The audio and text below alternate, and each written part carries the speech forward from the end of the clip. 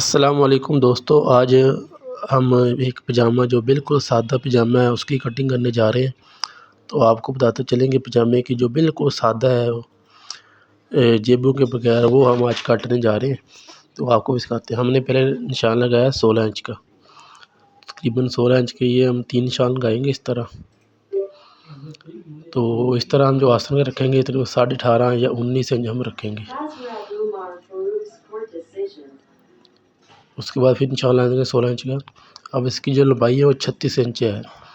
तो हमने 39 और 3 42 यानी कि 3 इंच वो अपना नेफे में चले जाएगा, और जो 3 इंच 2.5 इंच नीचे जो फोल्ड हो जाएगा पजामे का कपड़ा। 43 हिसाब से हमने निशान लगा लिया है। यहाँ से हम लगाएंगे 15 इंच। तो 15 इंच का लगाएंगे हम। इसके बाद हम यहाँ से लेकर जो आसन का है वहाँ से हम निशान लगा देंगे। निशान लगाने के बाद इसकी हम कटिंग कर लेंगे।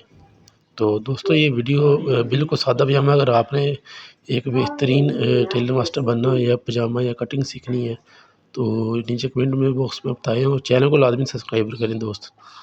तो ये देखें, ये पजामा अल्हम्दुलिल्लाह हमारा काट के है, बिल्कुल सादा पजामा है ये।